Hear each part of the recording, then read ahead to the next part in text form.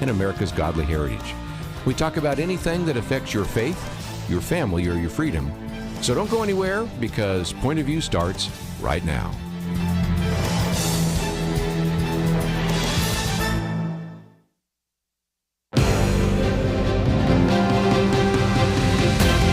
Across America, live, this is Point of View.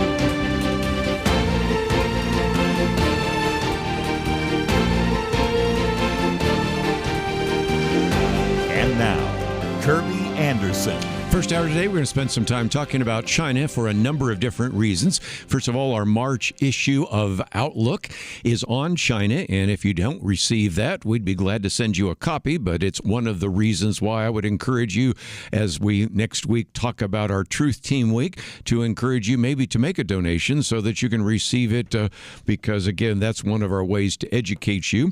Going to be talking about a couple of books, one in particular from Senator Tom Cotton, 7 Things You Can't Say About China. A little bit later, we'll also get into one by Gordon Chang, who's been in studio with us, and also by phone, Plan Red, China's Project to Destroy America.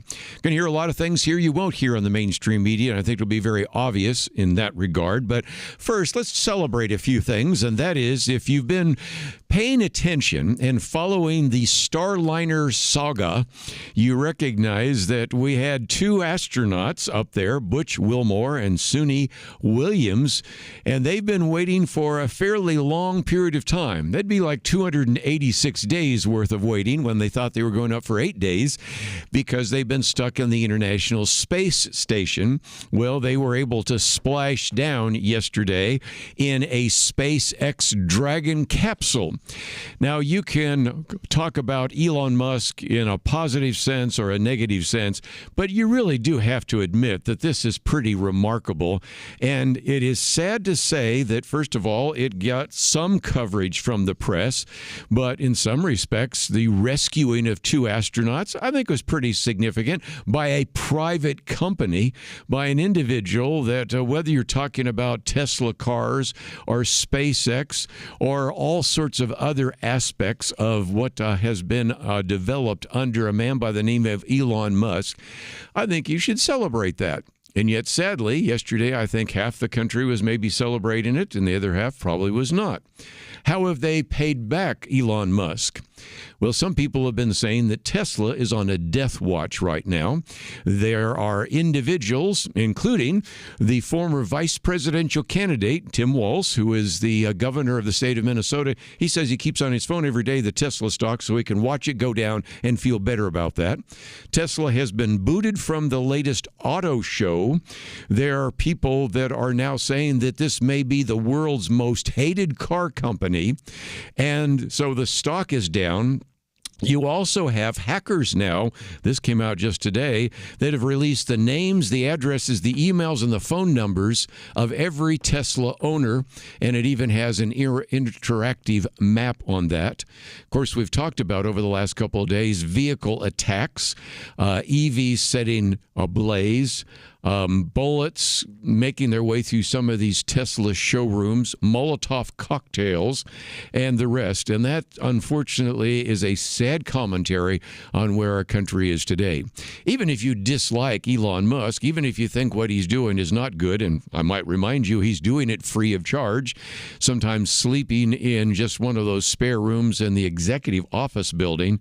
He could be doing anything else, but you are not harming him. He's a billionaire. You're harming all the people that work for Tesla, now all the people that own a Tesla car, all the individuals that are doing maintenance to it and building it. And it is just, again, a very sad commentary on what has really unfolded here in America.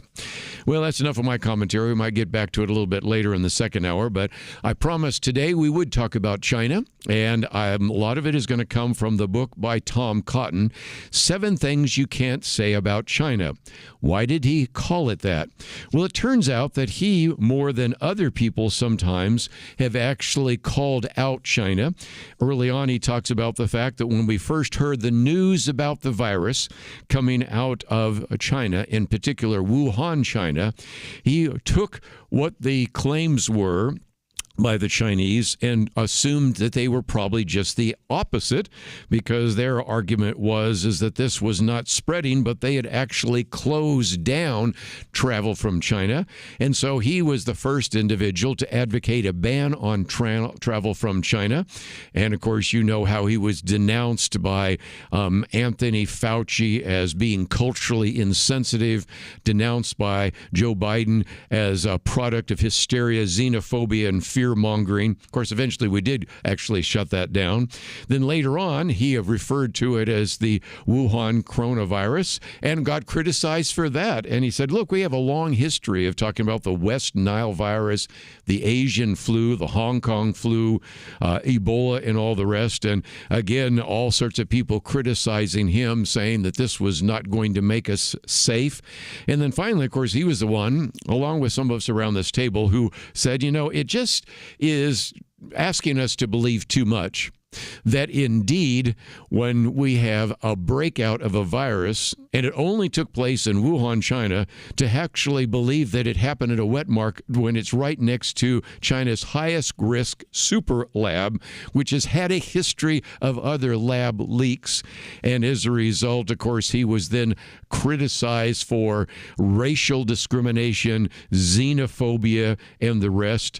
You have Lancet calling his statement a conspiracy theory, Huffington Post saying don't listen to Senator Tom Cotton about the coronavirus, and a variety of others. NPR saying virus researchers say there's virtually no chance that a new coronavirus was released as a result of a laboratory accident. And of course, we know all of the story. But the point he's making is, as he began to learn that there are really some things you can't say about China. But he is a senator, and he recognizes he can say some things about China. And more importantly, because he sits on the Senate Intelligence Committee, he has access to a lot of information most people on this planet do not have. And so I think it is worth listening to what he has to say. Although, again, if you try to find this book, I'll hold it up right now, 7 Things You Can't Say About China. I've been to 2 Barnes & Noble bookstores, haven't found it in there. I've heard it's a best-selling book, according to New York Times sales, but it's I bought mine, of course, through online. But nevertheless, if you even go and look at the reviews about his book, all sorts of people are criticizing him. It's a racist person writing a racist book. It's xenophobia. There's not a shred of evidence in it.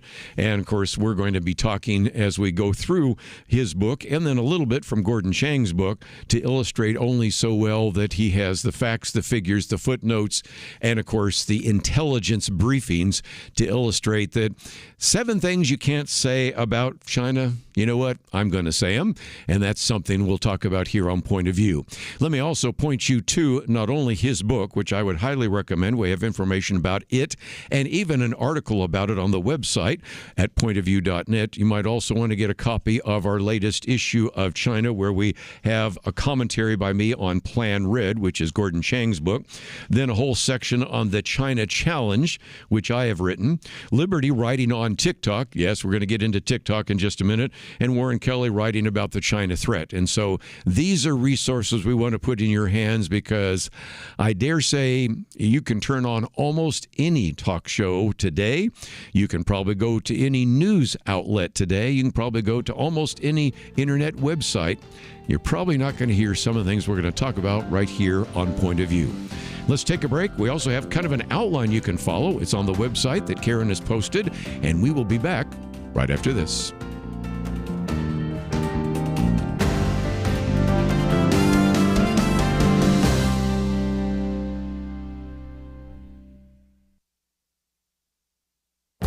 This is Viewpoints with Kerby Anderson. Dr. Sean McDowell reminds us that apologetics in an ever-changing culture must be about taking timeless truths and applying them to timely issues and challenges. 16 years ago, he was the editor of the book Apologetics for a New Generation, and I've recommended it as a resource. At the time, he and other authors attempted to answer many of the questions teenagers and college students were asking. He has updated that information in his new book, Apologetics for an Ever-Changing Culture. He argues that we need apologetics now more than ever because Christian students are bombarded by anti-Christian messages on social media, in the classroom, and among friends. When he was on my radio program earlier this month, we talked about some of the additions and changes in his new book. For example, he said that if someone suggested he have an author write a chapter on transgenderism, he would wonder why that should be included. The chapter on the transgender debate is a necessary addition. Even though Sean studied philosophy, it didn't seem like the earlier book should include a chapter on critical theory. Anyone who's heard anything about critical race theory or critical queer theory knows why this chapter was included. He also highlights the work of men and women making a significant contribution to the discussion. One example is the addition of a chapter on urban apologetics. Another is a chapter by Natasha Crane on doing apologetics in the home. The foreword to both books is written by David Kinnaman, CEO of Barna Group. You will also appreciate some of the interviews Sean does with apologists like Lee Strobel, Jeff Myers, and Hillary Morgan Ferrer. We need to know how to answer the questions surfacing in our changing culture. This is a book to help you do so. I'm Kerby Anderson, and that's my point of view. For a free booklet on a biblical view of genetic engineering, go to viewpoints.info/genetic engineering. Viewpoints.info/genetic engineering.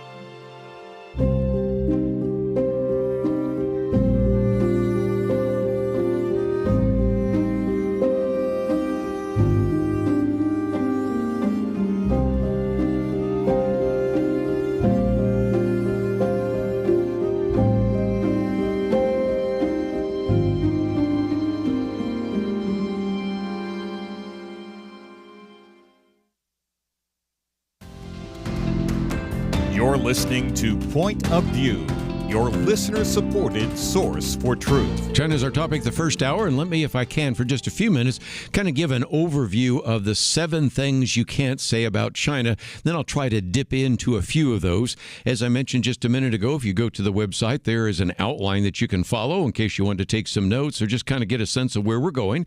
And that outline is available right in front of course, the information about these 2 books that I'll be quoting from. And I think you'll find them very helpful. So the first thing that you can't say, he says, is China is an evil empire. That, I think, is pretty obvious, and I probably will spend more time on that chapter than any other as we go through this, because look at how the Chinese Communist Party has victimized the Chinese people, and also, as we even talked about earlier in the week, and as we've talked about in the past, the digital surveillance of individuals. It is a police state which has allowed these leaders to really destroy the way of life of the Chinese. We've talked about the one-child policy. We've talked about torture, the murdering of peaceful dissidents. The list goes on and on and on. So the first one, pretty obvious, but again, something you won't heard say very often. Second thing that you cannot say is that China is preparing for war. Matter of fact, if you get the Outlook magazine, I even give you a quote from Gordon Chang where he talks about Xi Jinping really as an individual that can't stop talking about that. But here, Senator Tom Cotton takes you all the way back to a previous dictator, Deng Xiaoping, who advised China maybe to hide its strength and bide its time so that people would be less aware. But no longer. China is now kind of returned to the policy of Mao Zedong, in which they are really engaged in what you might call reckless aggression. That's the second one. The third one is China is engaging in an economic world war.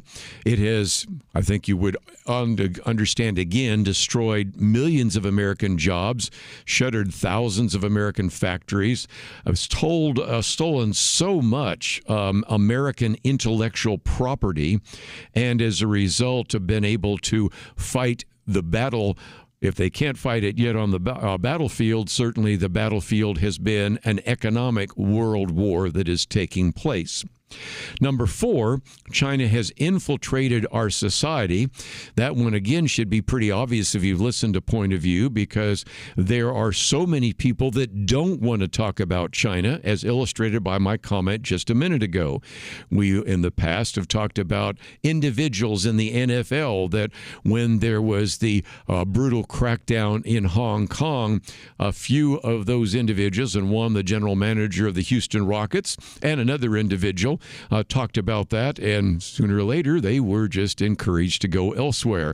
I can give you some great examples, and the book gives you unbelievable examples of Hollywood changing the themes, the individuals in various movies so that to not offend the Chinese authorities and all the rest, and so that is certainly the case. A couple more. The 5th one, China has infiltrated our government. Again, we've talked about that on a number of different occasions of individuals using either traditional spycraft or sometimes what is called the China lobby, where they target maybe our military or people of influence in one way or another. And of course, we've talked about the linkage in some cases between the previous president, the Biden family, and China, and that is, I think, well documented as well. Number 6, Senator Tom Cotton says China is coming for our kids. Now, that, of course, gets us into issues like TikTok, and we have a very good article by Liberty McCarter that you can read in the Outlook, but he has a whole chapter dealing with that, but then goes on to talk about a number of other things, and not the least of which, drugs. You know, we had the opium wars in the past, and now today we have sort of a modernized opium war, but it's fentanyl and the dangers of that. And really, when you talk about this, it has affected everything from addiction to death of our young people. And then number 7th, China could win. A Chinese victory in the struggle with America for global mastery would be a really dangerous world, as we've tried to point out in numerous occasions in the past, because where would we be if China was the superpower and there was not a United States, if there was not a European Union? You can begin to see how dangerous indeed that would be, and how many of our rights would be simply erased and eradicated very quickly. So again, we're talking about a communist dictatorship. Just notice how few people want to refer to China as having even a communist party. Then we have what he calls the techno-totalitarian police state. As I pointed out before, someone estimated that maybe half of the video surveillance cameras in the world are in China. Now, I recognize there's more than 1 billion people in China, but you can see that the focus there is on subjugating the people. Here today, there are 2 million police officers that monitor China's streets. They're supported by an estimated 3.5 million private security officers and 660,000 paramilitary soldiers in the People's Armed Police. So if you want to understand why we should be concerned about this, simply look at what would happen perhaps in this country if indeed something else were to happen and no longer was the United States a countervailing force against China. Also, in this whole idea of an evil empire is Chinese persecution. The persecution of believers, also of Falun Gong, and also of even what has happened in Tibet are really of concern. But here on this program, we've certainly talked about what it's like to be a Christian. Now, you can be part of the house church, or you can be part of, the state church, but if you're part of the house churches, well, you're going to face persecution. But one of the things that Senator Tom Cotton reminds us is not only are they trying to rewrite Christianity, they're even trying to rewrite the Bible. For example, there is a new translation here, which is an attempt to replace the Word of God with the word of Mao. Let me just use one example. In John 8, you have the story of a woman who was caught in adultery, and Jesus was asked, should the woman be stoned for this crime of adultery? You remember the story. He says, he who is without sin among you, let him first cast a stone at her. Okay, the crowd disperses, and then Jesus says to the woman, go and sin no more. Well, that's what's in your Bible. That's not in the communist Bible.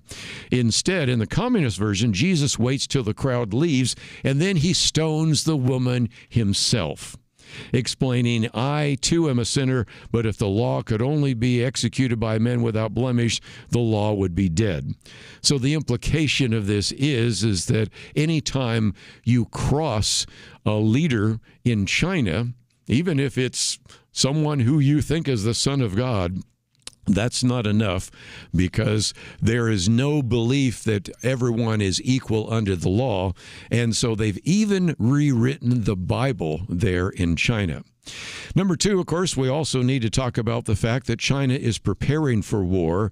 He goes through a lot of detail about the bloody history of Chinese communist aggression, and that should probably be pretty obvious to most of us, but then reminds us that what you have today with the Chinese Communist Party is a one-sided arms build-up, in which you are certainly now having the largest ground force possible, 970,000 soldiers strong.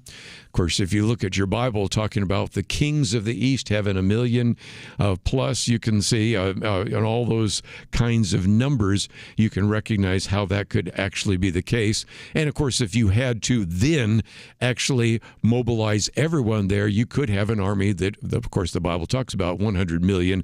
And all those factors are playing out right before our very eyes. Then you begin to see the fact that they have expanded their Navy, they're expanding their Air Force, and interestingly enough, they're also engaged in building so many nuclear weapons that a number of years ago when Xi Jinping took office, about 240 nuclear weapons.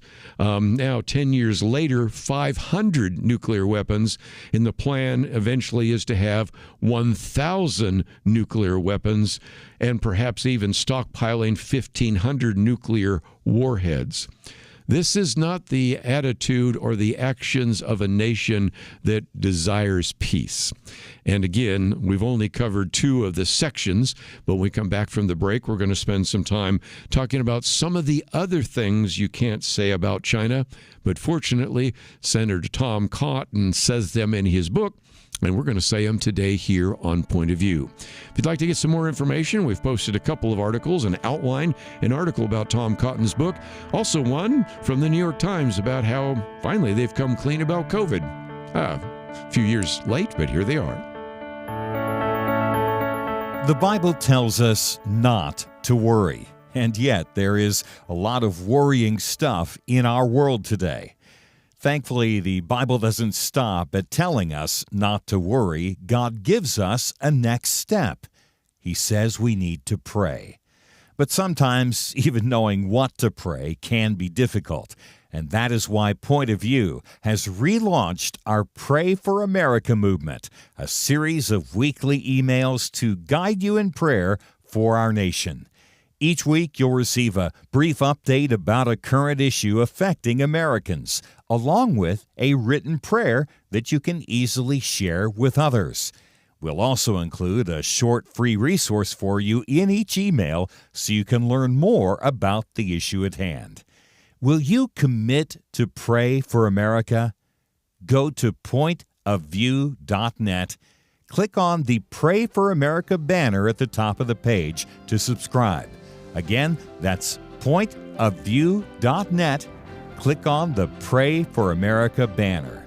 Let's pray together for God to make a difference in America. Point of View will continue after this.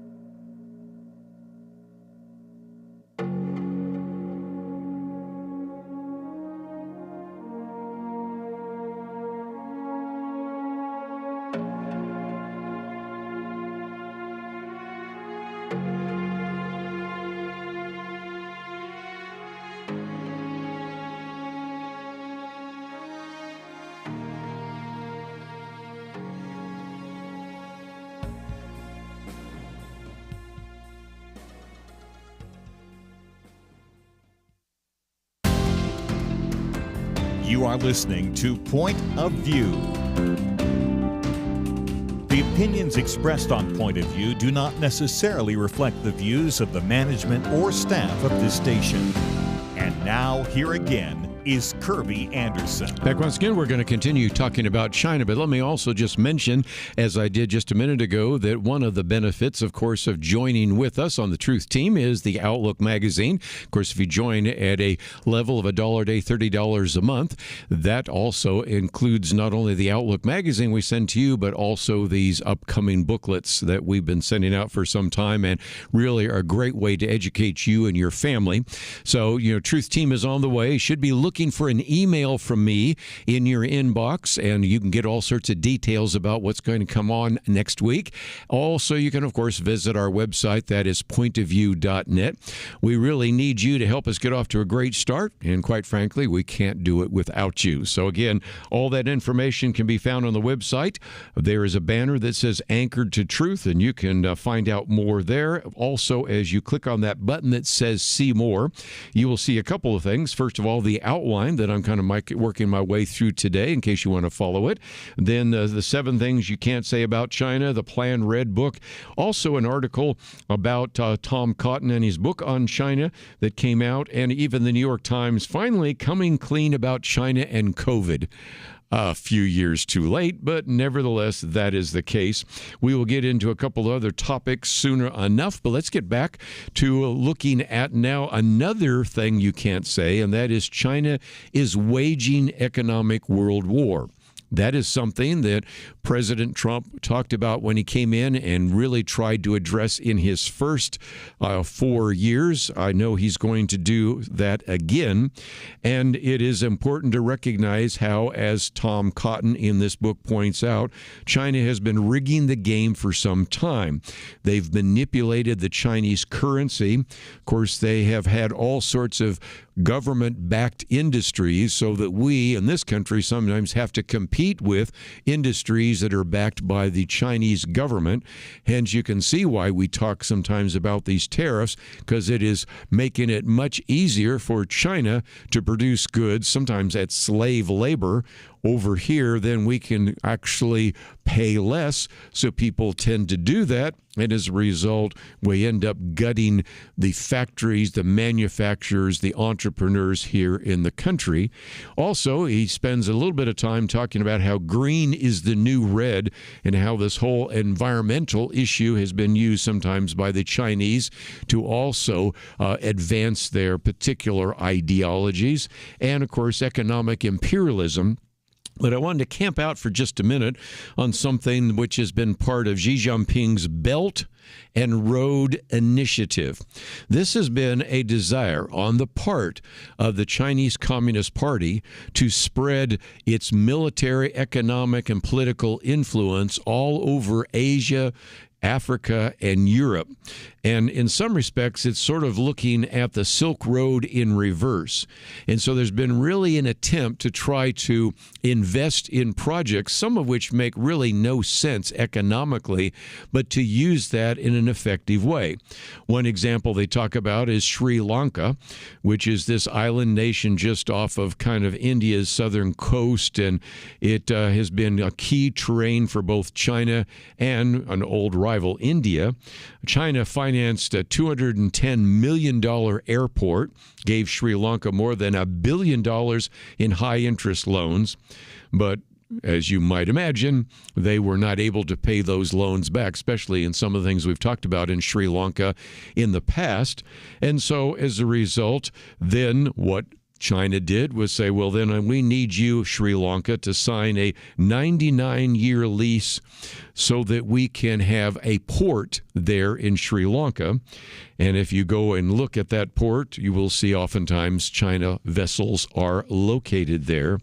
And so the idea is sometimes to invest in all sorts of places.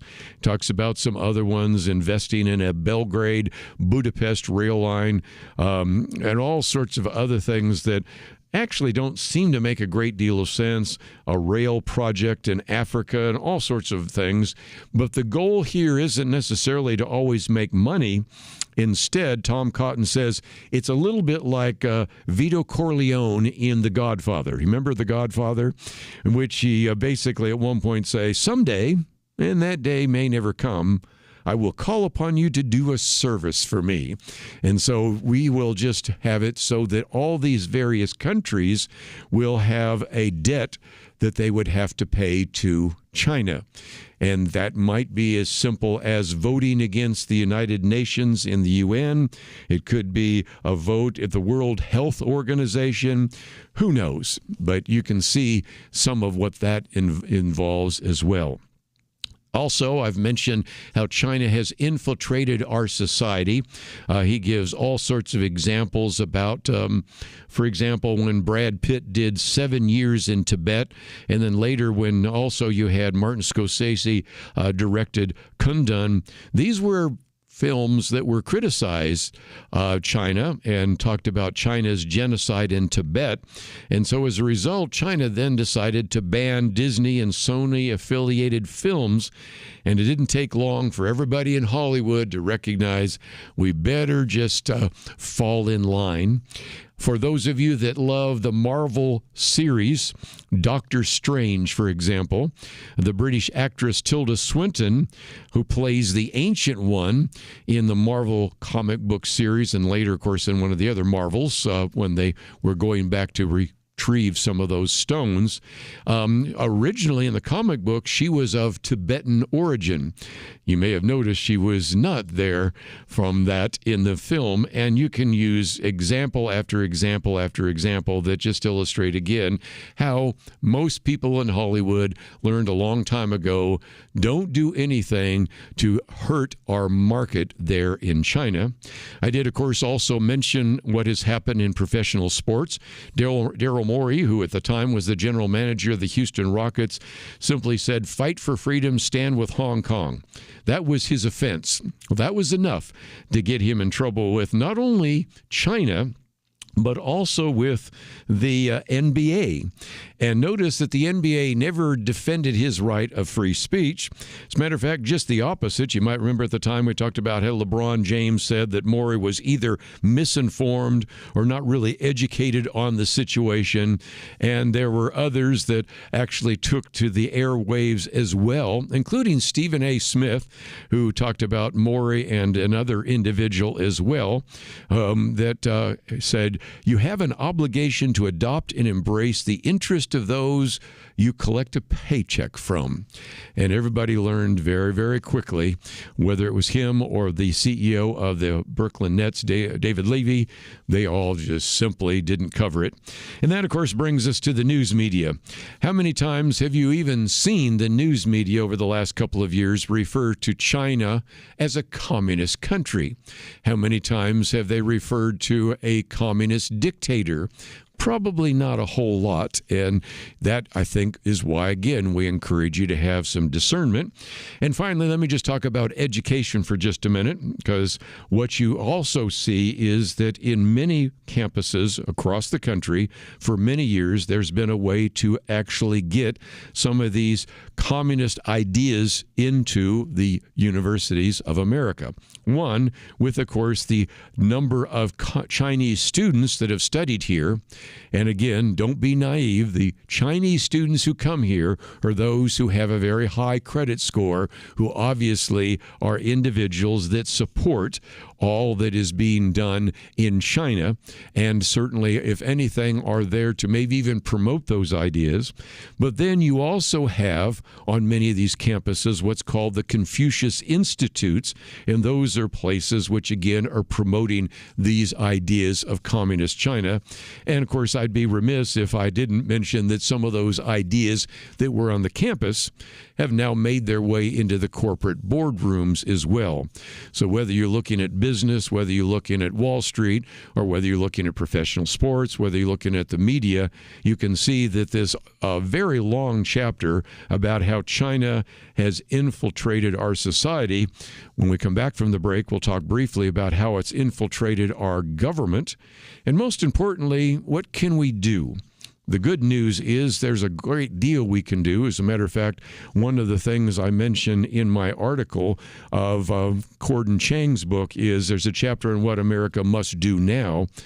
But the first step is to acknowledge there's a problem. If you've heard me say it once, you've heard me say it dozens and dozens of times. You can't solve a problem if you won't admit it's a problem. You can't solve the problem of a growing national debt if you'll never talk about a growing national debt. You can't talk about how to defend ourselves against an enemy like China if you'll never admit that China is an enemy. Perhaps you should ask your member of Congress whether he or she thinks China is an enemy. I think you'd be surprised sometimes at some of the equivocation and some of the non-answers you'll receive when you ask them that question. Anyway, let's take a break. We've got more to cover. We'll do that right after this.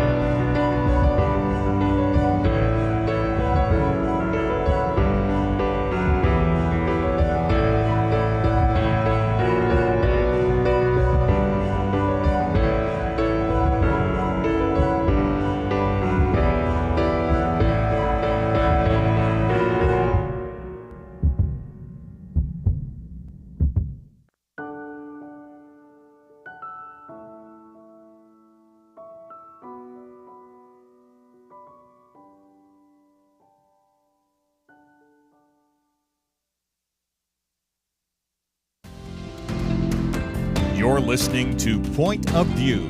your listener-supported source for truth. Right, for a few more minutes as we talk about China. And by the way, we'd love to hear from you. Perhaps if you think that this is something we should do again, or maybe you've learned some things that you didn't hear elsewhere, I'd love to hear from you. Or perhaps you're like some of the people that have written about Tom Cotton's book and say it's racist and we don't need to hear any more, and you're over-exaggerating the threat from China. You can say that too. We believe in free speech and love to hear what you have to say about some of those issues.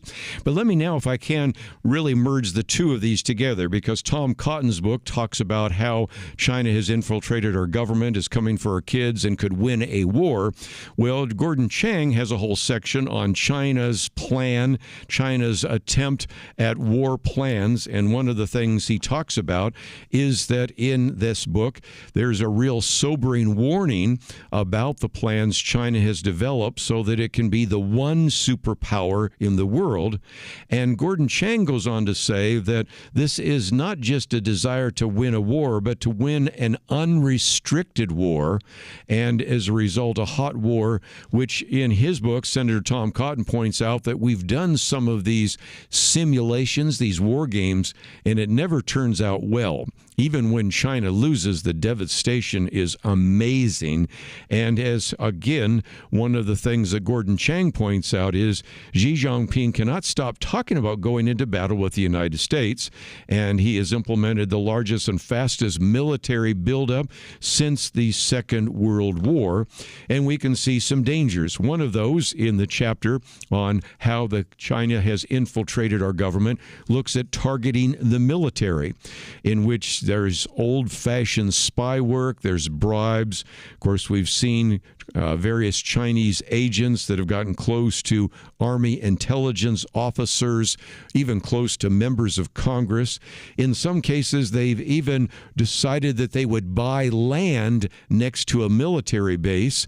For example, there was an attempt to do so in Grand Forks, North Dakota's Air Force Base, but then people tried to reverse that. In Texas, they were trying to do the very same thing.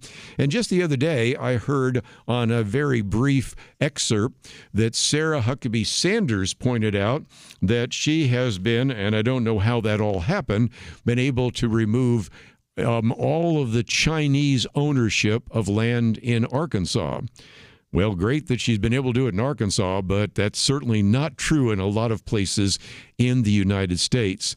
And so then, of course, Tom Cotton talks about the Washington swamp, because the reality is there have been a fair number of people that have been lobbying in favor of China, and we have seen that taking place in a number of different cases.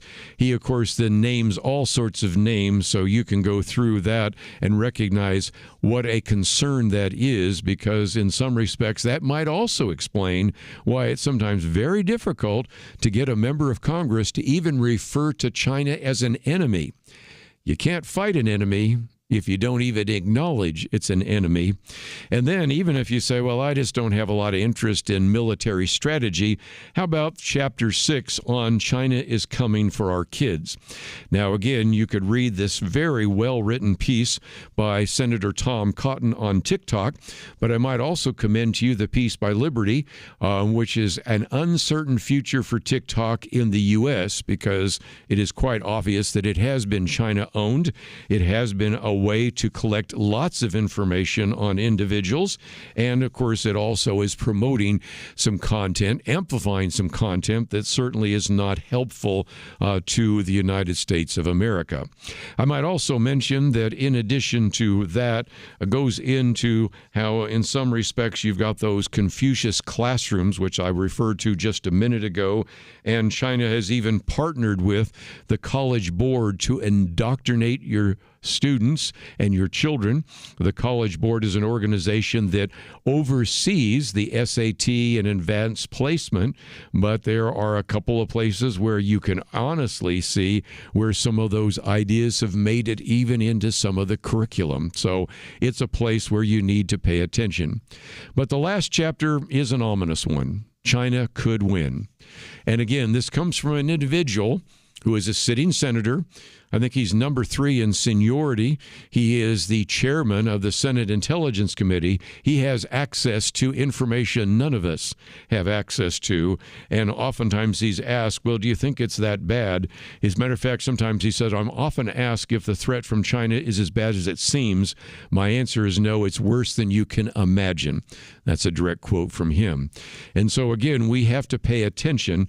We are still a strong nation, but we certainly have to understand that there are some very significant threats that exist and should be addressed in one way or another. Which, again, brings me to some of the material from Gordon Chang's book, which is called Plan Red. Interestingly enough, endorsements from Victor Davis Hanson, Lou Dobbs, Dick Morris, Sebastian Gorkin, to mention just a few. And as a result, we spent a fair amount of time trying to talk about some of the misunderstandings, some of the myths, the misinformation, and all of the rest. But most importantly, also to recognize how strategic Taiwan is. It's oftentimes referred to as the heart of Asia because of its location. It's not that large, in some respects, about the size of the state of Maryland, and it's a home for about 23 million people. But nevertheless, it is vital to our computer industry because it manufactures more than 60% of the world's semiconductors. But even more than that, it produces 90% of the more advanced computer chips. Of course, that's one of the reasons why President Trump wants to bring some of these industries back to the United States. We recognized during the pandemic the dangers of having things we need located in China. In this case, can you imagine if indeed China was able to take over Taiwan, our ability to have access to these very important semiconductors and chips and computer chips would be really at risk. And so these are some reasons why we think it is really important for you to know a little bit more about China. And as I mentioned just a minute ago, we now have, interestingly enough, the New York Times finally coming clean about COVID. This particular article, though, that came out is a reminder that back, maybe you've seen this, when Jon Stewart appeared on The Late Show with Stephen Colbert, he was making kind of a joke about the fact that everybody is trying to say it came from a wet market, and he said, well, there's an outbreak of chocolatey goodness near Hershey, Pennsylvania.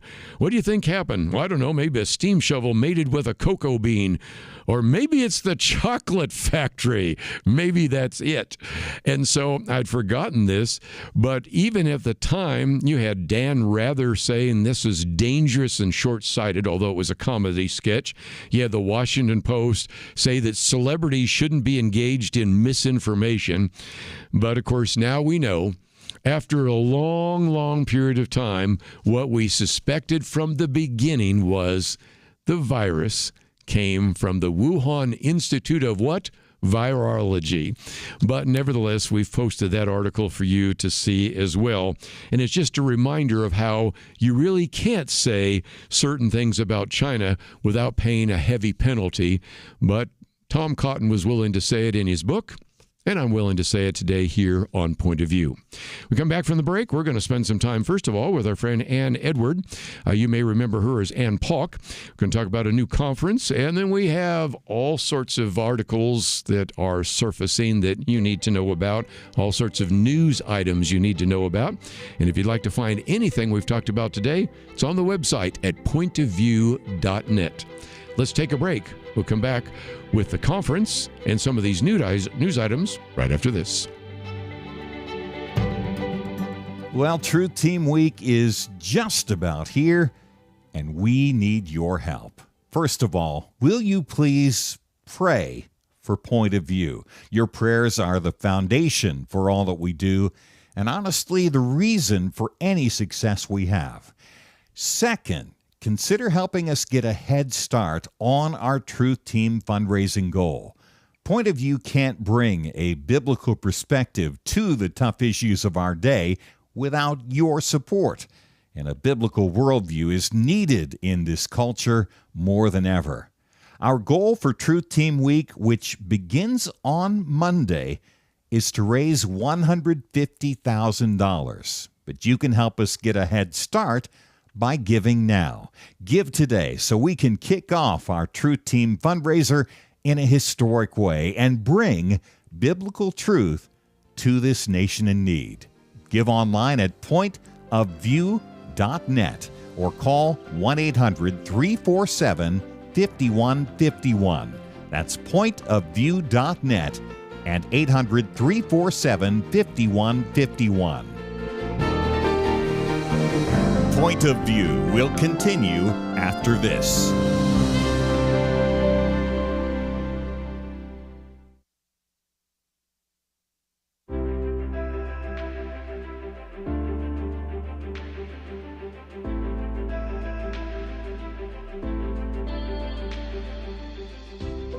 Going through the stations and caught Kerby and a very interesting topic. So just listening to it, and so just by hearing the topic, I can relate to some of those topics. But it has impacted my life a lot. I enjoy listening to the station. I appreciate Point of View. You've been great and wonderful. A lot of information, and I really appreciate all your work you do. My wife and I have listened to Point of View for about 17 years now. We just want you to know how much you have meant to us in our lives. I've gotten a real education since I've started listening to Point of View. I want you to think, what would we do? How ignorant would we be if we didn't have Point of View? And come on, guys, give something to Point of View to make sure we don't lose this wonderful voice. And thanks again for what you do. Thank you, Kerby. I consider this my school time, so my 2 hours of school each day. So thank you very much. Point of View Radio Talk Show.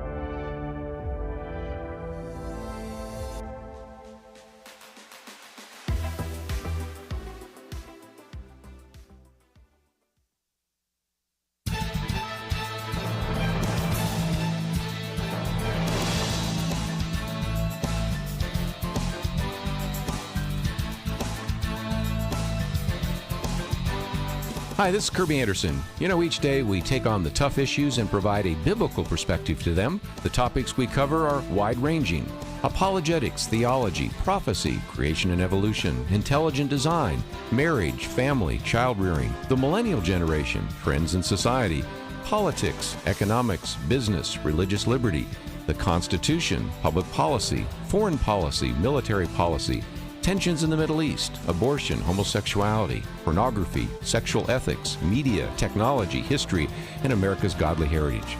We talk about anything that affects your faith, your family, or your freedom.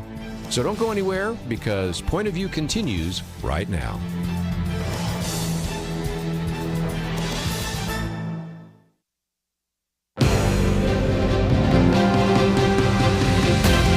Across America, live. This is Point of View.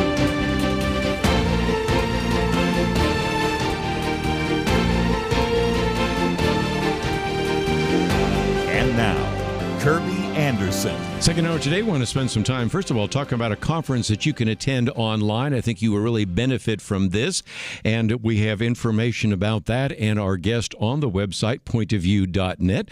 Our good friend Ann Edward, probably best known to you as Ann Pauk, is the executive director and board member of Restored Hope Network.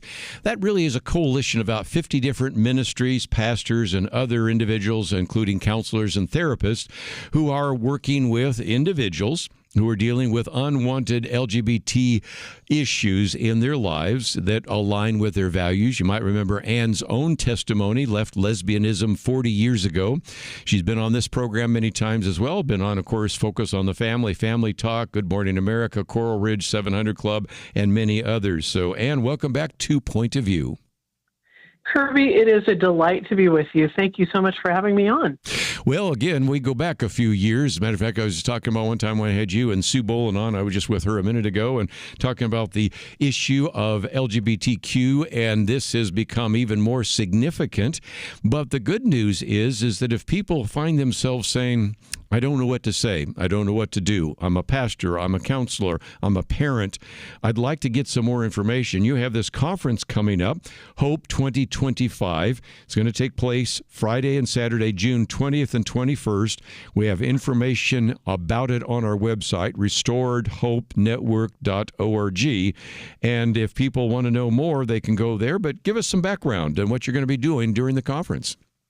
Absolutely. We have been doing these conferences for about 12 years, and we will be having this one online, so you can join from anywhere in the world. And it's a very reasonable price, $125 for a two-day event.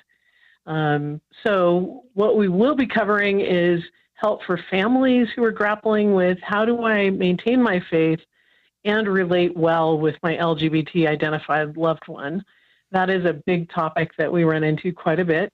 And it's very treacherous to navigate. It's very difficult. In certain cases, kids will just cut off their parents if they don't answer the right way. And so it's really challenging.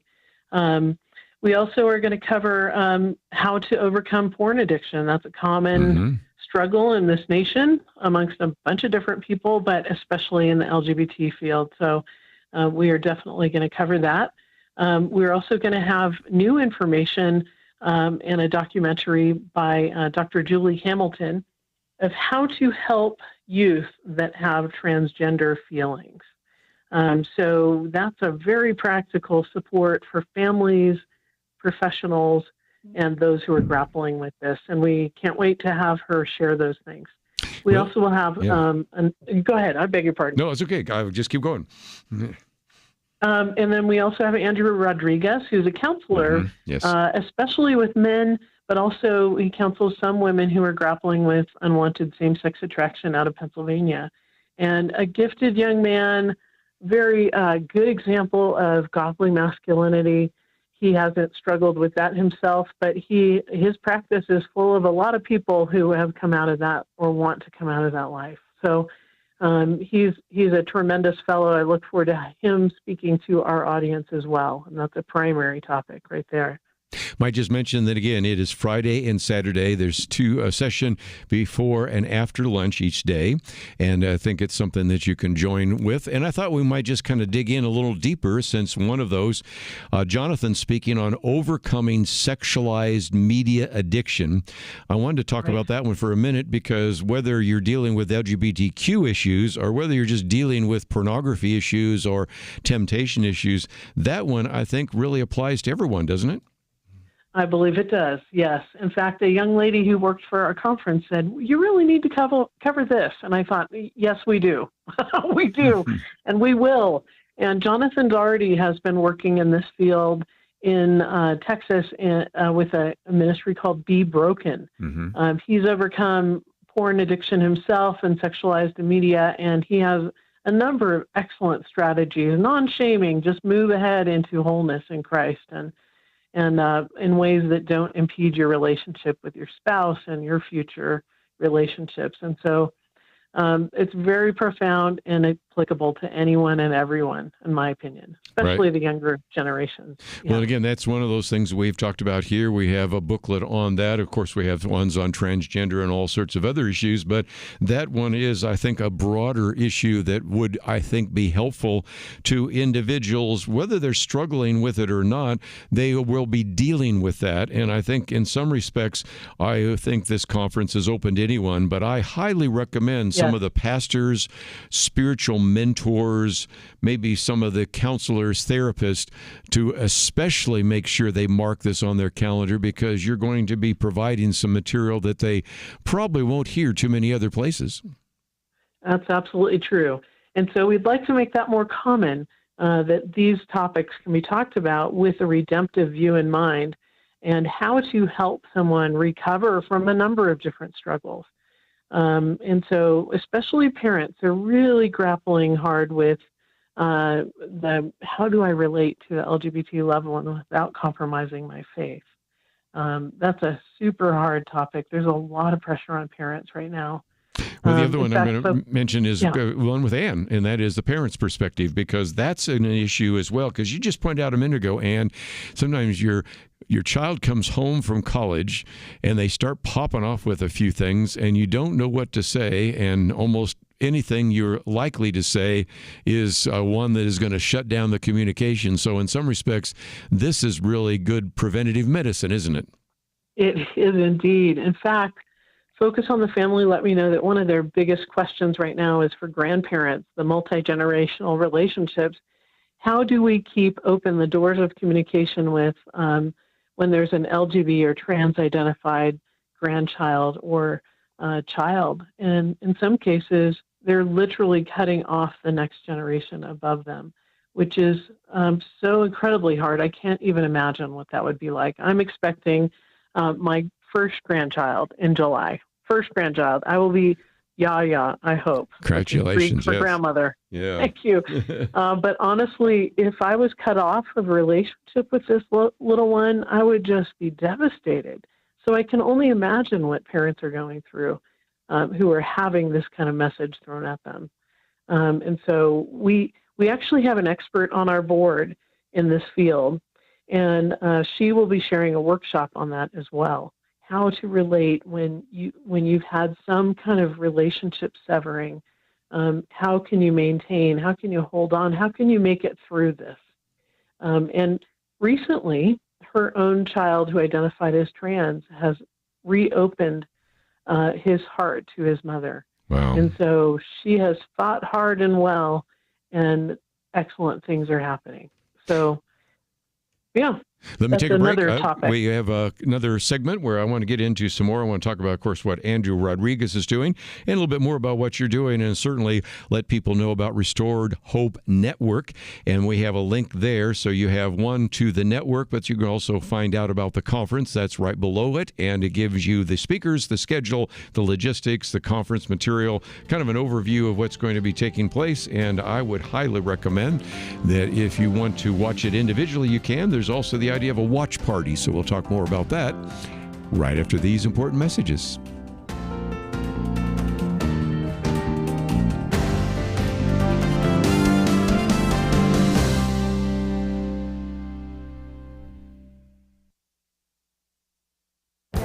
This is Viewpoints with Kerby Anderson. Dr. Sean McDowell reminds us that apologetics in an ever-changing culture must be about taking timeless truths and applying them to timely issues and challenges. 16 years ago, he was the editor of the book Apologetics for a New Generation, and I've recommended it as a resource. At the time, he and other authors attempted to answer many of the questions teenagers and college students were asking. He has updated that information in his new book, Apologetics for an Ever-Changing Culture. He argues that we need apologetics now more than ever because Christian students are bombarded by anti-Christian messages on social media, in the classroom, and among friends. When he was on my radio program earlier this month, we talked about some of the additions and changes in his new book. For example, he said that if someone suggested he have an author write a chapter on transgenderism, he would wonder why that should be included. The chapter on the transgender debate is a necessary addition. Even though Sean studied philosophy, it didn't seem like the earlier book should include a chapter on critical theory. Anyone who's heard anything about critical race theory or critical queer theory knows why this chapter was included. He also highlights the work of men and women making a significant contribution to the discussion. One example is the addition of a chapter on urban apologetics. Another is a chapter by Natasha Crane on doing apologetics in the home. The foreword to both books is written by David Kinnaman, CEO of Barna Group. You will also appreciate some of the interviews Sean does with apologists like Lee Strobel, Jeff Myers, and Hillary Morgan Ferrer. We need to know how to answer the questions surfacing in our changing culture. This is a book to help you do so. I'm Kerby Anderson, and that's my point of view. For a free booklet on a biblical view of genetic engineering, go to viewpoints.info/genetic engineering. Viewpoints.info/genetic engineering.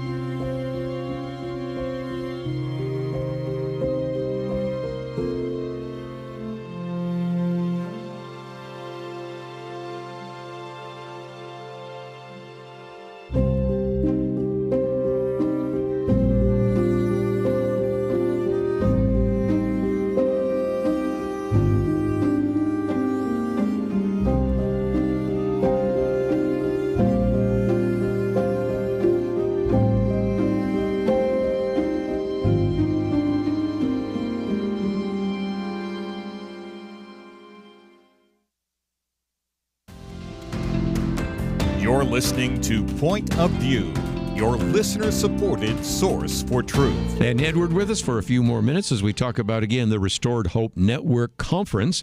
It has the theme Washed, and that is based upon 1 Corinthians 6, verse 11. And that is what some of you were. You were washed, you were sanctified, you were justified in the name of the Lord Jesus Christ and by the Spirit of our God. It is a virtual conference taking place June 20th and 21st. And Ann, just before I talk about some of the other speakers, let's talk about it. The general registration cost $125. A college student, $100. But I also, just as we're going to the break, mentioned something else, an in-person watch party. This could be something you could bring together a small group, individuals that you're ministering to or interacting with, and you could gather together to actually participate in that conference. And that, of course, then allows for any kind of discussion taking place. So tell us what you have planned there. Well, it's rather exciting, actually. A number of the churches affiliated with us are going to host watch parties. They're going to provide maybe hospitality around that, coffee and tea in the morning, maybe some snacks, and bring in lunches.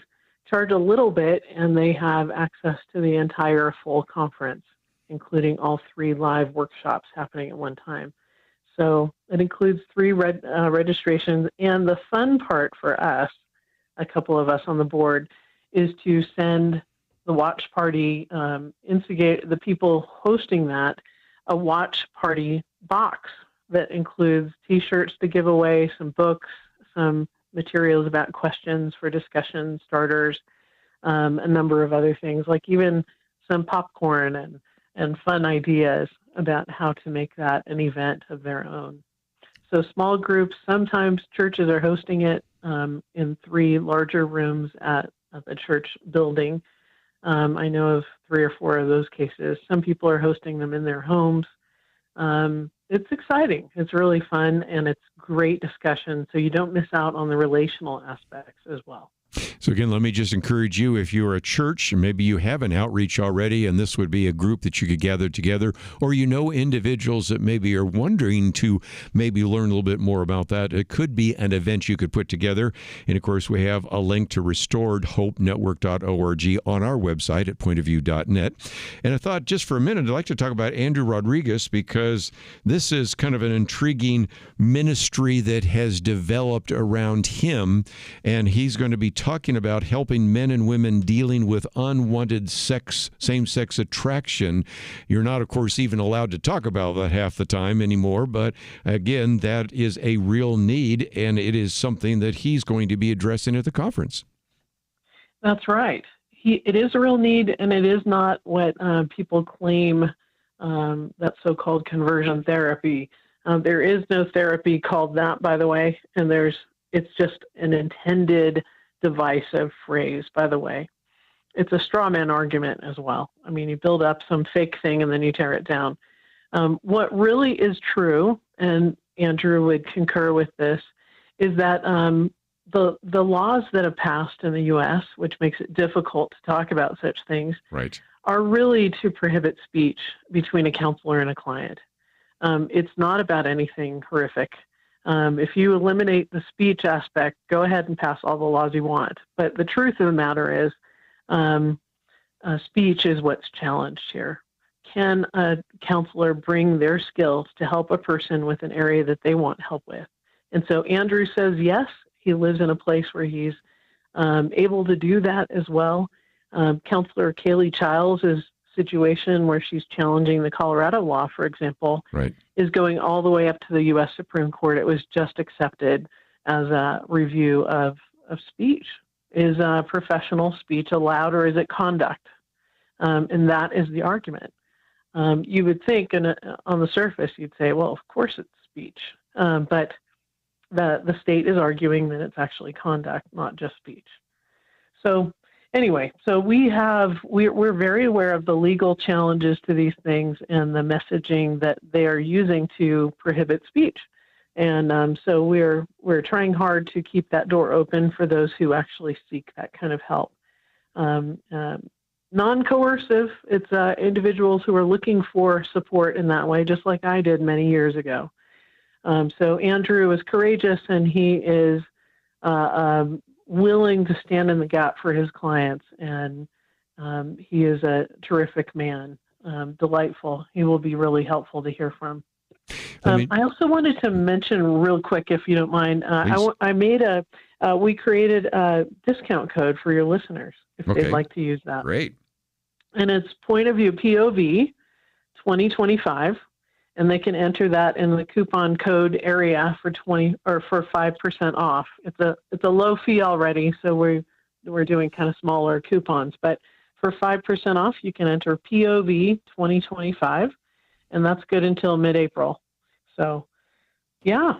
Thank you so much. Know that. Yeah, and again, we'll keep track of that in case somebody forgot to write it down and wanted to know. But again, that is one thing that we do want to encourage you to find out about.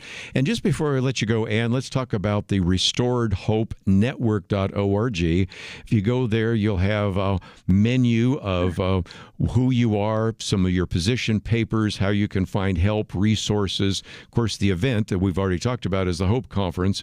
But if people want more information, whether they can go to the conference or not, it does seem to me that we also have that link. And when people land on your website, what can they find and how can you help them? Oh my, they will find a lot of information from books and videos, some free documentaries that you can access on transgenderism or how to leave homosexuality, to resources about what's happening about the trans medical movement overseas and what the outcomes are beginning to happen in the U.S. So that's all under resources. We have all our previous Hope Conference audios and videos there. We've got about $2 million worth of amazing videos given to us from Pure Passion Media. that cover also sexual abuse, sexual violation, overcoming those things, porn addiction, a number of other topics, including leaving same-sex attraction and transgenderism. So David Cal Foster, he recorded many, many videos and entrusted them to Restored Hope Network when he retired. So we have access there. Many different resources to find help for yourself, including parents groups, are under the Find Help tab. The events, we have member events at the bottom of the page on the homepage. You can contact us if you don't see help in your region, because we do not have many friends outside of Restored Hope as well that we can encourage you to contact. So all of those and more, including is counseling harmful? That's under About, which is a very important topic. So yeah, who is Restored Hope Network? If you go in there, you will find all sorts of information, including frequently asked questions and you name it. And I just mentioned under Find Help, I've looked at the map here: member ministries, spiritual mentors, pastoral affiliates, therapist affiliates. And I was looking at most of the places most of the states we broadcast in. There's a few states that you don't have a button, but most of those you do. Right. And even if you don't, as you said, you could contact you to find out if there's help maybe in the area, because I know there are listeners right now that are saying, where do I go to find some true biblically based help and try to avoid some of the things you just mentioned? So again, all of that available, and we'll keep it on the website. RestoredHopeNetwork.org is the article, and it's right under the picture of Ann. If you scroll down, you'll see one that says Hope Conference, and that's the same website /Hope Conference, or Hope, CONF. You don't have to remember all that because it's all on our website, and I'm hoping that many of you will mark your calendar June 20th and 21st and actually attend the virtual conference. And some of you might even think about having an in-person watch party. So, Ann, as always, great to hear from you and look forward to the next opportunity. Thank you so much, Kerby. Always a pleasure. Might just mention that Karen walked in just a minute ago and said the last time we had Ann and Sue Boland, I was, 6 years ago? Okay, time flies. So there is, again, some information that you might want to have available. And as I mentioned just a minute ago, all available on the website, pointofview.net. You can find many of the articles that I've referred to, some of the stuff about China we've covered too. We come back, we've got quite a back and forth about the Chief Justice, the President of the United States, and the desire to take some of these gangland members to El Salvador. So we'll try to sort some of that out. I already have heard from Kelly Shackelford, who will be with us on Friday. He wants to get into it in terms of some of the legal and constitutional issues. So we'll cover it briefly in this last half hour, but I suspect we'll get into it in more detail on our Friday weekend edition. Let's take a break, though, and if you would like more information about anything we've covered so far, all available at the website, pointofview.net. We'll be back right after this.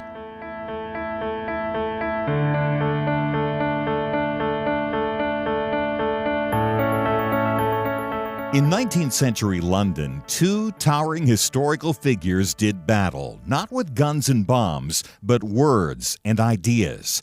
London was home to Karl Marx, the father of communism, and legendary Baptist preacher Charles Spurgeon. London was in many ways the center of the world, economically, militarily, and intellectually. Marx sought to destroy religion, the family, and everything the Bible supports. Spurgeon stood against him, warning of socialism's dangers. Spurgeon understood Christianity is not just religious truth, it is truth for all of life. Where do you find men with that kind of wisdom to stand against darkness today? Get the light you need on today's most pressing issues delivered to your inbox when you sign up for the Viewpoints commentary at pointofview.net/signup. Every weekday, in less than 2 minutes, you'll learn how to be a person of light to stand against darkness in our time. It's free, so visit pointofview.net/signup right now. pointofview.net/signup. Point of View will continue after this.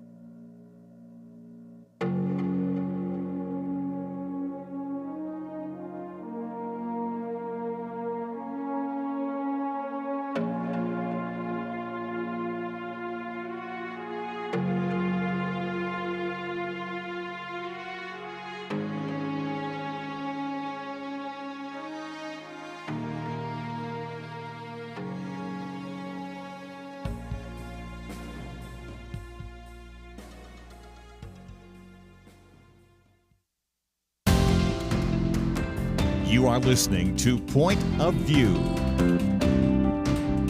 The opinions expressed on Point of View do not necessarily reflect the views of the management or staff of this station. And now, here again is Kerby Anderson. Back once again, if you'd like to join the conversation and give us a call, although I suspect most of you probably just want to sit back and take some notes. We've been certainly encouraging you to do that today. And just before we go any further, let me just mention again, Truth Team is next week. We'll be looking forward to talking a little bit about some of the reasons why you should support this ministry. Looking forward to the guests that we have scheduled. Start right off with Joel Rosenberg on Monday, and it just gets better as the week unfolds. So again, you should be looking for an email from me about some of the details, or of course you can go to the website pointofview.net. While I'm making some announcements, I thought just one more time a shout out to our good friends in Central Illinois. WPEO is having their 55th year anniversary, 55 years of Christian radio programming, and I'm going to have a chance to participate with that, but I thought you might like to hear once again from the general manager of WPEO, Paul Scott. We're very excited, Kerby, about our 55th anniversary banquet. We were excited about 50 years, but 5 years ago we were right in the throes of COVID and couldn't do anything at all. We just couldn't, and so we want to take advantage of another big number, 55, and just celebrate what the Lord has done through WPEO. This is not a banquet to toot our own horn, but to express our gratitude for how God has guided this radio station over the last 50 years. If people when people who would like to come, they just head to WPEO.com. You have to scroll down a wee bit, click on the 55th anniversary banner that is scrolling across the screen, and that will take you to a screen where you can decide what entree you want. We're going to have a very nice meal that night. We're going to have a good music program, and then we're delighted that you've decided to come speak to us that evening. Again, looking forward to that opportunity. By the way, some of you in California might say, well, what about us? Well, I know that tomorrow I'm going to be taping a short interview with Brent Randall, who's the general manager of KYCC. That is their 50th anniversary banquet, which I'll be participating in as well. So again, I like to feature some of the radio stations that have been so good to carry Point of View for so long, and we'll probably hear from some of them during Truth Team as well. So just a lot of great information on the website, and take the time to find out what is being said. Okay, let's get into this. This has become a back and forth. It always is unfortunate when individuals are making one statement, another individual has to correct another statement, and a lot of it has to do with this deportation case, or the decision to remove these dangerous illegal aliens. And so as a result, you may already have heard that, of course, President Donald Trump, Mr. President, be better if sometimes you didn't say anything. This judge, like many of the crooked judges I'm forced to appear before, should be impeached. He could have just left that to, I know I was mentioned earlier in the week, Representative Brandon Gill from the state of Texas announced that he was going to file articles of impeachment. Let me just cut through all of this and say, it's not going to happen. Can you get enough Republicans to impeach a judge that's out of control? Maybe. Can you get a requisite number in the Senate to confirm that and to actually act on the articles of impeachment? Not going to happen. So a lot of words, but nevertheless, after that was said, that Chief Justice John Roberts probably would be better if he just kind of turned a blind eye to it. But nevertheless, posted, for more than 2 centuries, it has been established that impeachment is not an appropriate response to disagreement concerning judicial decision. The normal appellate review process exists for that purpose. Now, I can understand why, indeed, the Chief Justice wanted to jump in. I certainly can understand why there have been people that have supported Donald Trump want to jump in, because here, over the weekend, this particular judge, James Boasberg, I think is how you pronounce his name, blocked the administration, that is a Trump administration, for 14 days from invoking the Alien Enemies Act to deport criminal aliens, arguing that, first of all, that is an 18th century law that was enacted only during wartime. true. But again, the argument being made by the Trump administration is that these are individuals who were declared dangerous. And as a result, whether you're talking about the Tren de Aragua members or El Salvador's MS-13 or some of them from other Latin American cartels, they were considered enemies of the state. And so that's kind of where we have the back and forth right now. The argument being made is that how do we know all of those individuals were part of the gangs? Well, because they were carrying gang tattoos. They had been accused of various kinds of crimes. They were all hanging together. But if indeed we have to systematically, one after another, have them appear in front of a court before we can deport them, can you not see the problem there? On the other hand, there's the concern, and I understand that concern as well, about could they, in a roundup, take somebody who is innocent, and that then puts them in a prison in El Salvador under President Bukele. Okay, I can understand that argument as well. Gary Bauer kind of weighed in on this, so I thought I would at least give you his thoughts, and then we'll certainly hear from a few people. Kelly Shackelford said he really wants to talk about this on Friday and has done some research on the judge and all the other issues. But Gary Bauer said, look, when he took office 2 months ago, President Trump broke the shackles, he said, off of the Border Patrol and Immigration and Customs Enforcement. In other words, ICE officials. He ordered a major nationwide crackdown on illegal immigration, beginning with violent gang members who have been, as he said, terrorizing American cities coast to coast. By the way, when those words are underlined, it then takes you to all sorts of links so you can read those to yourself. If you don't already get the Monday edition of the End of Day Report from Gary Bauer, it's on his website. You can find it pretty easily.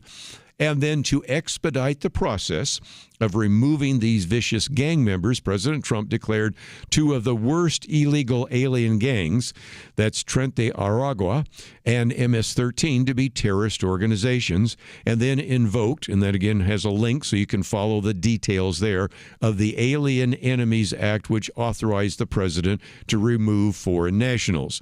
As a result, more than 260 illegal alien gang members were loaded onto airplanes and deported over the weekend. But some leftists, he said, eventually want these violent gang members to stay in the country. And this particular judge did not disappoint them. He actually ordered President Trump to turn the planes around and bring the thugs back to America. This was an attempt to maybe cripple the attempt by Donald Trump in his presidency. I might just point out that there have been all sorts of memes now. Maybe you saw one where saying the judge now has ordered the two astronauts to go back to the International Space Station, so people are having a little bit of fun of that as well. But again, this is an individual who was an Obama appointee and has had a history over these years of going against anybody that would be perceived as supporting Donald Trump. You might remember he was one of the people that got the reputation as the hanging judge because he imposed very harsh sentences on some of the individuals involved in the riots of January 6th and did so during those January 6th trials. I might also mention that he was one of the judges who applied what was called the corporate financial fraud and obstruction laws against those January 6th demonstrators, and that was struck down by the Supreme Court. And again, Gary Bauer has a link to that, so you can read some of this. You don't have to take what he says at face value. He gives you the links. You can read it for yourself. So the argument is right now that these judges are actually using any means possible to slow this down. You can be angry at Donald Trump. You can be angry at Tom Homan. You can be angry at this judge. I think some of that anger is quite frankly misplaced. The anger should be at the previous administration or administrations that have had an open door and allowed all these individuals to come here. These weren't individuals that were vetted individually. They were just allowed into this country. any argument that was made a while back that these individuals were accurately and adequately vetted, I think blew up in the face of one of the individuals that was interviewing J.D. Vance, Margaret Brennan, in which at one point she said, well, no, he was vetted, but later on he changed his mind. And that's when you had J.D. Vance said, Margaret, I simply don't care. The fact that this is a dangerous man now means he has to go. Even if you think he was adequately and accurately vetted, I don't think that he was. Later on, he was calling for terrorist activity, and most of us would like to have a safe country. So again, I recognize wanting to follow the rules, but I also understand the willingness to get rid of individuals that threaten you and your family. Anyway, we'll take a break, come back and get into a couple of other issues. Matter of fact, one of the articles I've posted about the JFK files being released, and we'll get into a couple other topics real quickly, but we need to take one of those mandatory breaks. We'll be back right after this.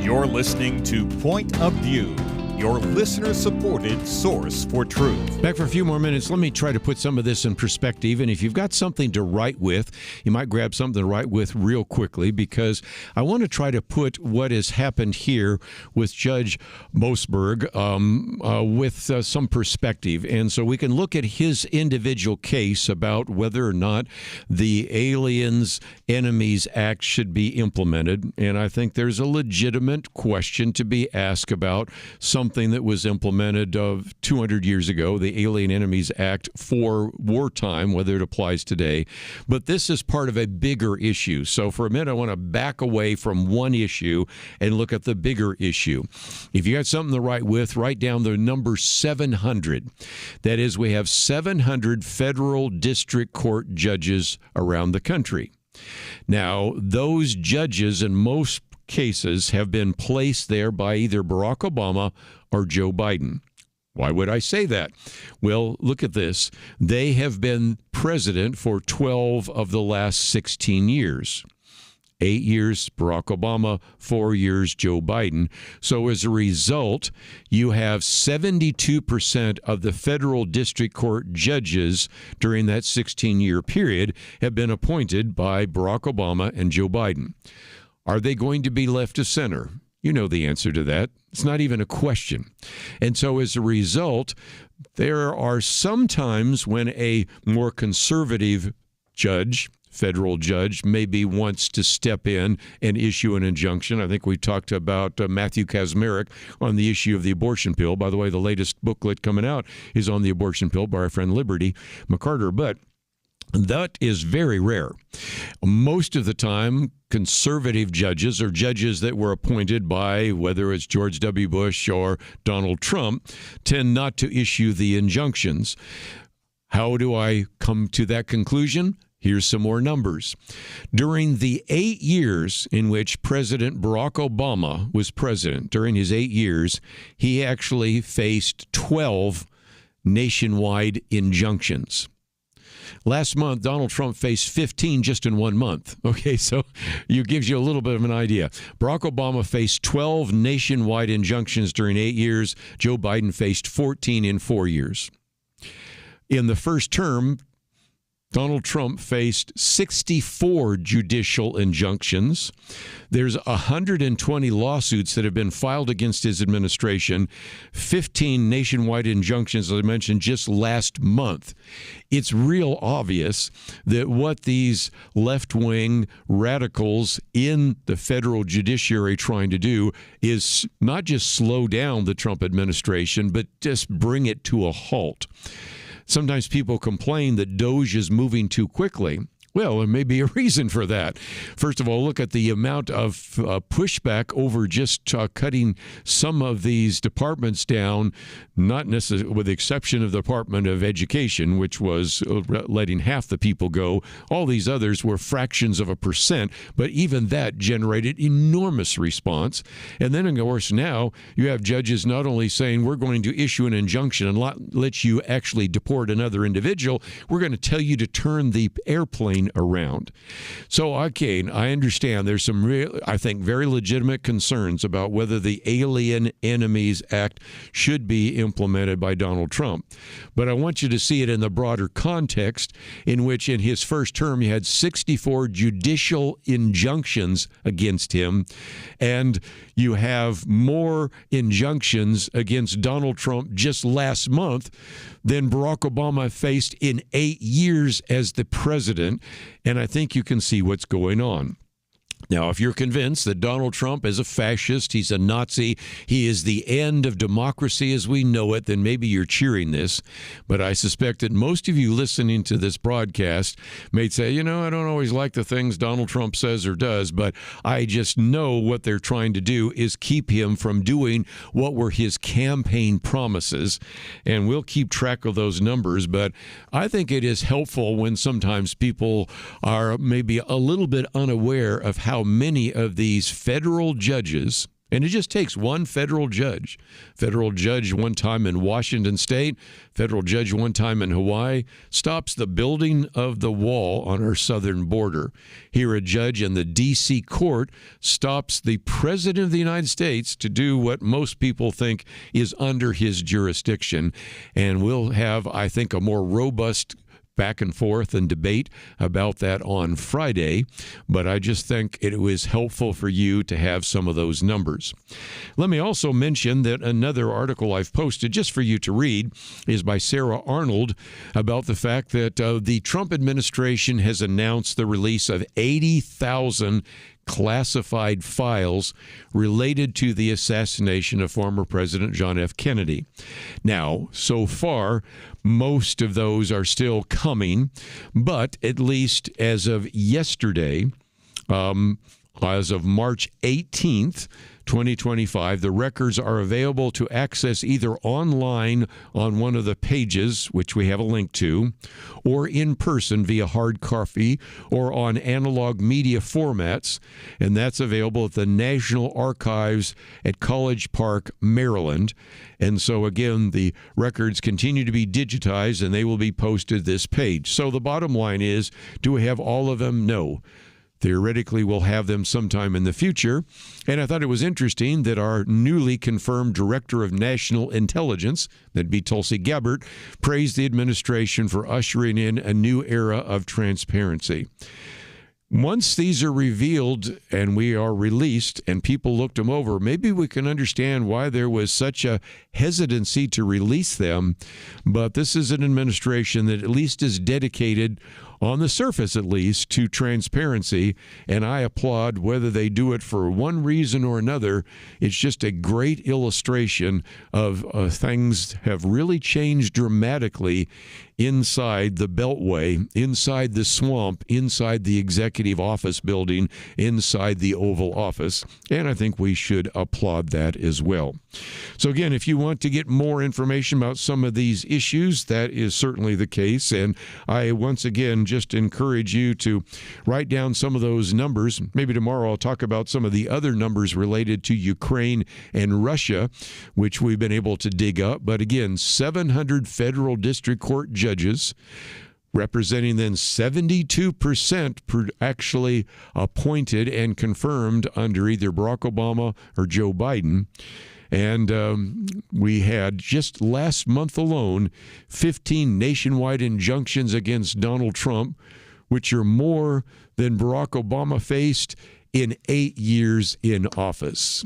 If you don't see a difference, well, I can't help you. But nevertheless, those are just a couple of facts and figures I like to put on the table because you may not hear them anywhere else. If you'd like to go back and learn a little bit more about China, that's in our first hour. And again, I hope that that was a place where we could educate you about some of those issues. And don't forget, as I mentioned before, one of the real benefits of supporting this ministry is receiving the Outlook magazine, the March issue. It's on China, and we would love to get it to you. Of course, I also mentioned the 2 books. We have information about that. If you'd like to order either of those, I have both of those, of course, with me here on the table. And if you'd like to find out a little bit more about some of these other issues, we've posted an article about the book that came in The Guardian, and it's not necessarily favorable towards him, so I wanted to give you both point and counterpoint, and then also one from The Spectator, which, again, New York Times comes clean about China and COVID. Maybe a few years too late, but we got to give them credit where credit is due. Most importantly, I want to thank Megan for help engineering the program today. And Karen has been stepping in for our friend Steve Miller today. So, Karen, thank you for producing the program. Most importantly, we look forward to seeing you tomorrow right here on Point of View.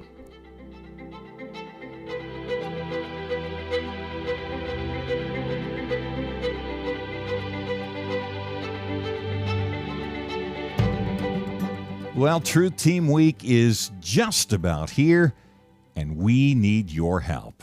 First of all, will you please pray for Point of View? Your prayers are the foundation for all that we do, and honestly, the reason for any success we have.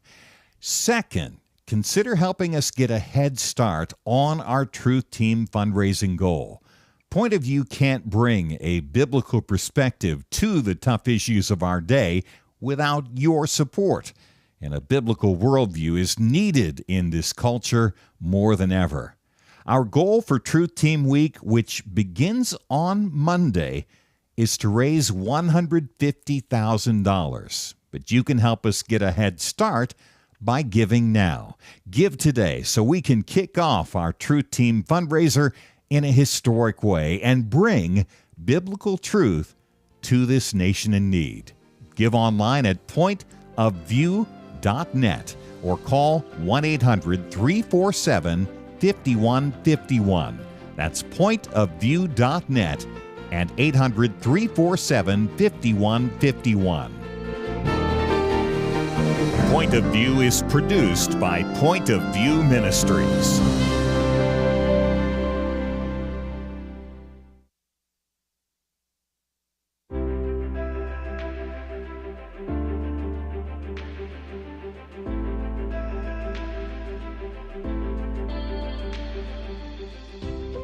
Going through the stations and caught Kerby and a very interesting topic. So just listening to it, and so just by hearing the topic, I can relate to some of those topics. But it has impacted my life a lot. I enjoy listening to the station. I appreciate Point of View. You've been great and wonderful. A lot of information, and I really appreciate all your work you do. My wife and I have listened to Point of View for about 17 years now. We just want you to know how much you have meant to us in our lives. I've gotten a real education since I've started listening to Point of View. I want you to think, what would we do? How ignorant would we be if we didn't have Point of View? And come on, guys, give something to Point of View to make sure we don't lose this wonderful voice. And thanks again for what you do. Thank you, Kerby. I consider this my school time, so my 2 hours of school each day. So thank you very much. Point of View Radio Talk Show.